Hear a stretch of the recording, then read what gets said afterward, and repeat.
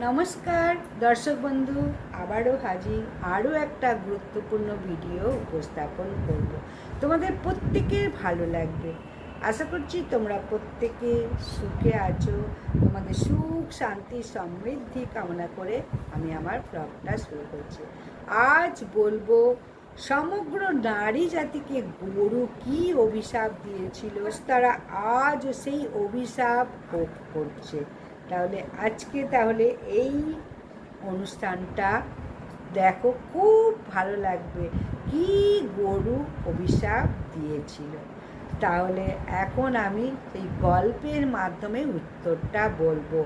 এমন একটা সময় ছিল, ভগবান শ্রীকৃষ্ণ সিংহাসনে বসে ছিল। এই সময় নারদ মুনি এসে বলেন, হে প্রভু, আজ মৃত্যু লোকে মানুষের কাছে আমি ঘুরে বেড়াচ্ছিলাম, তখন একজন মহিলা আমাকে জিজ্ঞাসা করলেন, সত্য যুগে যখন মহিলারা জন্ম দিত তখন শিশুরা জন্মের সাথে সাথে হাঁটা শুরু হতো, কিন্তু এখন তো সেটা হচ্ছে না, কেন হচ্ছে না প্রভু?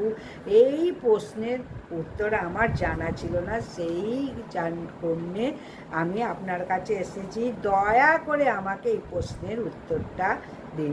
সমগ্র মানব জাতির কাছে এই প্রশ্ন খুবই গুরুত্বপূর্ণ, তাই একটা গল্প অবশ্যই নারদ মুনিকে শ্রীকৃষ্ণ বললেন, কেন মহিলাদের সন্তান জন্মের সাথে সাথে হাঁটতে পারে না? তখন নারদ মুনি বললেন, হে প্রভু, আপনি শুধু বলুন, আমি সমস্ত গল্পটা শুনবো শেষ পর্যন্ত। তাহলে প্রত্যেককে বলবো ভিডিওটা শেষ পর্যন্ত দেখো এবং লাইক কমেন্ট করো। ভগবান শ্রীকৃষ্ণ বললেন, রামু নামে এক ভক্ত ছিল, তার একটা গরু ছিল, সে খুব দুধ দিত এবং তাকে বেশি করে করে সবুজ ঘাস খাওয়াতো। সেই দুধ পরিবারের সদস্যও খেত, সেও খেত এবং বিক্রিও করত। শুধু গরুর দুধ দিয়েই রামু তার সংসার চালাতো। এইভাবে এই কাজ রামু করত।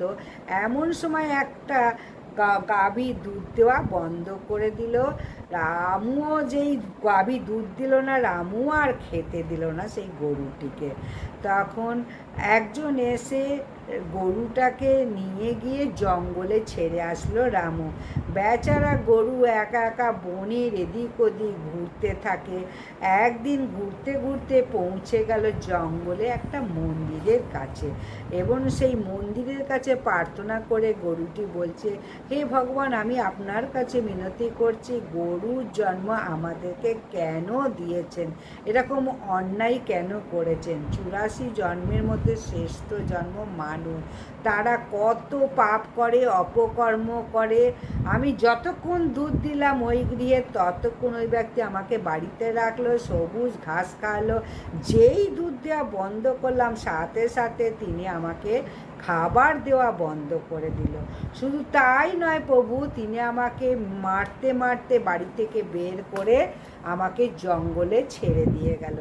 এখন আমি জঙ্গলে ঘুরে ঘুরে বনের ঘাস খেয়ে বেঁচে থাকি।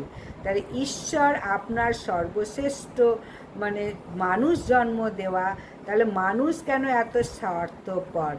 এরপর ভগবান শ্রীকৃষ্ণ বলল যে গরু একদিন ঘুরতে ঘুরতে রামুর দরজায় চলে এলো। রামু আবার তাকে তাড়িয়ে দিল জঙ্গলের দিকে। গাভীটা আবার গর্ভবতী হলো। যখন সেই গাভীটি 3-4 মাস গর্ভবতী হয়েছে, তখন ওইখান দিয়ে এক মহিলা যাচ্ছিল। মহিলা ভাবলো যে এই গাভীটি গর্ভবতী, আমি একটা কাজ করি, এই গাভীটাকে বাড়িতে আমি নিয়ে যাই, আর তার বাছুর হলে এই গাভী আমাকে দুধ দেবে, সেই দুধ দিয়ে পান করতে পারবো, বিক্রি করতে পারবো, সদস্যদেরও আমি কাজ তাদের বাঁচাতে পারবো বা খাওয়াতে পারবো। এই ভেবে সে স্বামীকে নিয়ে গিয়ে সেই গরুর কাছে নিয়ে গেল, ততক্ষণে গরুটা চলে গেছে। এইভাবে দেখতে দেখতে আরও সময় চলে গেল। যখন গাভীটি প্রসবের সময় আসলো, তখন নির্জন স্থানে একটা বাছুর প্রসব করলো। প্রসবের কিছুক্ষণ পর সেই মহিলা ঘাস কাটতে ওই বনেই গেছে। দূর থেকে দেখছে এই গাভীটি একটি বাচ্চা প্রসব করেছে। তখন ভদ্রমহিলা সেই গাভীটির কাছে গিয়ে মনোযোগ সহকারে দেখে বললেন, আরে তুই সেই গাভীটা, এই তো বাছুর প্রসব করেছে। মহিলা তো মনে মনে ভাবলে, এইবার আমি গরুটাকে ধরে আমার বাড়িতে নিয়ে যাব। মহিলা যখন এই কথা ভাবছে, ঠিক সেই মুহূর্তে গরু বলল, বোন, আজ আমাকে একটা উপকার করো। আমার সন্তানের সবে জন্ম দিয়েছে, সে হাঁটতে পারে না, যদি তুমি তাকে কাঁধে রাখো তাহলে আমি আমার সন্তানকে নিয়ে নিরাপদে চলে যাব, কারণ আমার সন্তান 8 মাস পরেই হাঁটতে পারবে। এরপর ভগবান শ্রীকৃষ্ণ নারদকে বলল, হে মহর্ষি নারদ, আগে এরকম ছিল না, বাছুর 8 মাস পর হাঁটতে পারত। তখন নারদ মুনি বলল, হে ভগবান, তারপর কি হলো বলুন। তখন ভগবান শ্রীকৃষ্ণ বললেন, গাভীর এই কথা শোনা মাত্রই মহিলা উচ্চস্বরে হাঁটতে লাগলো, তোমার সন্তান নোংরা অবস্থায় পড়ে আছে, আমি কেন তোমার সন্তানকে তুলে তোমার কাঁধে রাখবো, কেন তোমাকে আমি দয়া করব। এই বলে মহিলা গরুকে নিয়ে মজা করতে করতে চলে গেল। সেই সময় গরুটা ছিল নিরুপায়, সে তার সন্তানকে তার কাঁধে ওঠাতে পারেনি। তাই সেই মুহূর্তে খুব দুঃখ পেয়ে তাকে অভিশাপ দেয় যে, আচ্ছা, এখন তোমাদের সন্তান জন্মের পরে হাঁটা শুরু করে, আজকে তোমাদের অভিশাপ দিচ্ছি, এবার থেকে তোমাদের সন্তান জন্মের পর পায়ে হাঁটতে পারবে, আর আমার সন্তান হাঁটতে পারছে না, জন্মের সাথে সাথে সে হাঁটতে পারবে। এরপর ভগবান শ্রীকৃষ্ণ বলেন, হে নারদ মুনি, গরুর এই অভিশাপের কারণে আজ মহিলাদের সন্তান জন্মের সাথে সাথে তারা পায়ে হাঁটতে পারে না। সত্যযুগে সুখদেব জন্মের পরে পরে হাঁটা শুরু করেছিলেন, দেবদাস জন্মের পরে হাঁটা শুরু করেছিলেন। এটা সত্য যুগের কথা, কিন্তু কলি যুগে সেটা হয় না। কলি যুগে জন্মের পর শিশু নিজের পায়ে হাঁটতে কম করে হলেও 10 মাস সময় লেগে যায়। আর গরু সমগ্র স্ত্রী জাতিকে এই অভিশাপই দিয়েছিল। সেই দিন থেকে মানে হাঁটতে পারার প্রক্রিয়া, মানুষদের সন্তান থেমে যায়।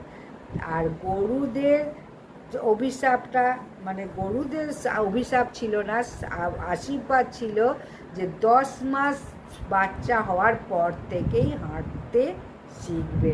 তাই অন্যের দুঃখে দুঃখী হও, অন্যের আশীর্বাদ অর্জন করা সব থেকে বড় ধর্ম। সনাতন ধর্মের মানুষদের এটা অবশ্যই করা কর্তব্য।